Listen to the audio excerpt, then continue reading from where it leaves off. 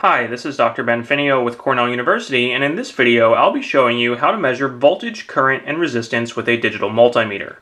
We'll be using a circuit with LEDs and resistors on a solderless breadboard as an example, so if you don't know how to use a breadboard, pause this video and go to the link in the description for the breadboard tutorial and watch that first.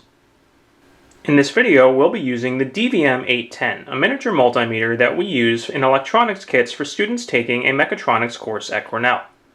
Multimeters come in all shapes and sizes, but many of their basic controls are very similar, so you should be able to follow this video as a general tutorial even if you're not using the DVM810.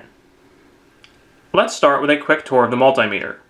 You have the screen that will display the readings, the dial that allows you to select what you want to measure, and the ports where you will plug in the multimeter's probes depending on what you're measuring. First, take your black probe and plug it into the common port labeled COM, and your red probe and plug it into the port labeled V omega MA, which stands for volts, ohms, and milliamps. We'll use this port to measure voltage, resistance, and small currents. For our first measurement, let's measure the resistance of a resistor. So take a look at the dial on your multimeter and you'll see one section of it labeled with an omega, the symbol for ohms, and then labels like 2000K or 2000 kiloohms all the way down to a 200 for 200 ohms. So these settings indicate the maximum range that the multimeter will measure for that given setting. So if you want to measure an unknown resistance, one approach is to start at the highest range and work your way down. To measure the resistance of a resistor, you need to remove it from a breadboard. So I'm going to pull this out, then take my multimeter probes. Remember, I have the black one plugged into the COM port and the red one plugged into the V omega MA port. I'm going to take my probes and press them against the two leads of the resistor. Since the resistor is not polar, the order doesn't matter here. I could reverse the red and black probes and I would get the same reading. Now, when I do that, I'm getting a reading of 0. I know from the markings that this isn't a 0 ohm resistor, so this is telling me that the range I have selected is too high. If I move down to the next lowest range and try again, we'll see the decimal point moved over. Now I'm getting 1 decimal point in the reading, 0.2. So if I keep going down, I will keep getting more decimal points in the display. Now I have 0.22, so that's more accurate, but the range is lower. If I keep going, eventually I will get to a point where my range is too small. So here I have the 2000 ohm range selected. I get a reading of 218. So this is nominally a 220 ohm resistor. If I go all the way down to the 200 ohm setting, that means this resistor is too big. So this will vary from multimeter to multimeter. In this case, I get a 1 with some spaces in the decimal point on the screen. Other multimeters might say OL for overload. This indicates that I'm out of the current range setting. I need to go back up 1 notch to get my most accurate possible reading. Now, this is a good time to mention that at some point you might find it annoying to have to use both hands to hold these probes all the time. That is where alligator clips come in extremely handy, so you can clip one onto the probe and then clip the other end onto one lead of the resistor, do the same thing for the other side, and that will allow you to take your reading while keeping your hands free. Next, let's look at how to measure the voltage drop across an LED in the circuit. So again, we're going to look at our multimeter dial here. We need to find the part for DC voltage, since this is a battery-powered circuit. So that's the V with the straight and dashed lines next to it, as opposed to the V with the squiggly line next to it, which stands for AC voltage. So just like with the resistance section of the dial, we have different ranges here, starting all the way up at 500 volts and going down to 200 millivolts. These are going to work the same way, where that gives you the maximum reading the multimeter will take for that range. Now, in this case, we're not going to remove the LED from the breadboard. We want to measure the voltage drop across it while the circuit is powered on.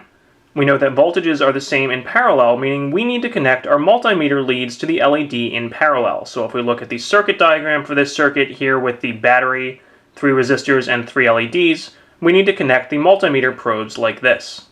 It's easier to do this with a breadboard if you add jumper wires to your alligator clips, which will allow you to put these in your breadboard and keep your hands free. Let's zoom in on the green LED in our breadboard here. I'm going to take my red and black wires and connect them in parallel to the LED. Now, if you don't understand how connecting those wires put them in parallel to the LED, Again, you should go back and watch the breadboard tutorial to make sure you understand how a breadboard works. Make sure you don't get confused and do something like this, putting the wires physically next to the LED, which makes it look like they're in parallel or more similar to the circuit diagram. But remember that these adjacent breadboard rows are not electrically connected. So even though this looks like it's in parallel, it is actually not electrically connected to the LED. To get it in parallel, I need to put one lead on this side and one lead on this side. Zooming back out, we're going to do the same thing with our dial that we did with resistance. I'm going to start at the highest setting and work my way down. Now, I know that this is a circuit powered by a 4xAA battery pack, so I would only expect 6 volts total here, so 500, 200, that range is way too high. You can kind of use your intuition to get a good idea for where the first reading should be. So I'm getting about 2 volts across the LED when I'm in the 200 volt range. I can keep going down to get more decimal places, so at the 20 volt range I'm getting 2.03, and if I go down to 2000 millivolts, then I'm going to overload the reading because I'm just over 2 volts. The most accurate reading I can get in this case is using that 20 volt range. So we've saved the trickiest part for last. Now I want to measure the current through an LED. If I look at the circuit diagram, I know that in order to do that, I need to break the circuit at some point and put the multimeter in series with the LED. But there are multiple ways to do that. For example, I could put it here, here, and here. In each case, the current flowing through the multimeter is the same as the current flowing through the LED since they're in series. However, if I look at the breadboard, many students will make a mistake when they go to do that by putting the 2 multimeter probes in the same row as the LED. Again, this physically looks like they're in series with the LED, similar to the circuit diagram, but it's not taking into account how a breadboard works. All of the holes in this row are electrically connected, so by doing this, you're shorting these 2 leads together, or if we look at the circuit diagram, it's the equivalent of doing this. So in order to connect the leads properly and put the multimeter in series, I need to break the circuit at some point, for example by moving this LED lead over by 1 row, and then connecting one of the multimeter leads to the LED and one to the jumper wire. The LED isn't on yet because I haven't turned my multimeter on to a current measurement setting, which isn't allowing any current to flow yet. Now, if I look at my multimeter, there's something we've been ignoring so far, which is this third port labeled 10 amps. The V omega milliamp port has a fuse that's only rated up to 200 milliamps. So if I accidentally measure a current that's too big, I risk blowing the fuse on this port. It's always a good idea to start out measuring currents by moving the red probe over to the 10 amp port, which has a corresponding dial setting for 10 amps. So I'm going to move my dial down to 10 amps there.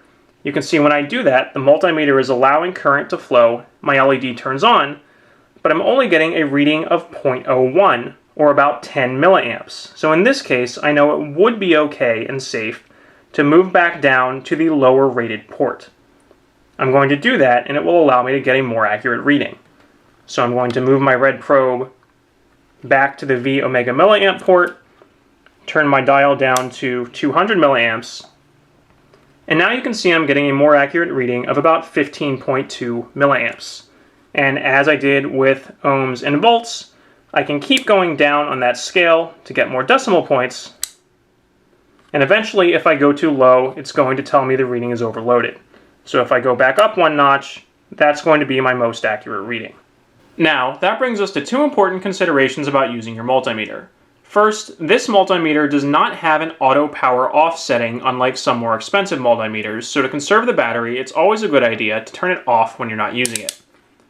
Second, be very careful not to leave the dial on a current setting and then accidentally pick up your multimeter and go to measure a voltage without checking the dial first.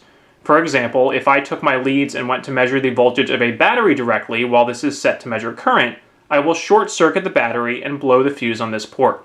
So always double check your ports and your dial settings before taking a measurement. There are other important debugging skills that you'll pick up as you practice using your multimeter. For example, sometimes you may get a negative reading, which simply means you have your red and black leads reversed. You might also get inconsistent or fluctuating readings, which probably means one of your leads or wires is loose somewhere in your circuit. You should always do a sanity check to make sure your readings correspond to what you would expect and that you're not misinterpreting the units on the multimeter dial. For example, as I mentioned earlier, I know I shouldn't be getting hundreds of volts from a 4xAA battery pack. Or if you're measuring a resistor, you can read the resistor color code to get the expected resistance. So hopefully you found that video useful. This is really just a basic introduction to a multimeter that goes over some of the basic features for someone getting into electronics as a hobby or taking an introductory circuits class. It doesn't go over some of the more advanced features available on many multimeters, but there's plenty of information available online if you'd like to delve deeper. Thank you.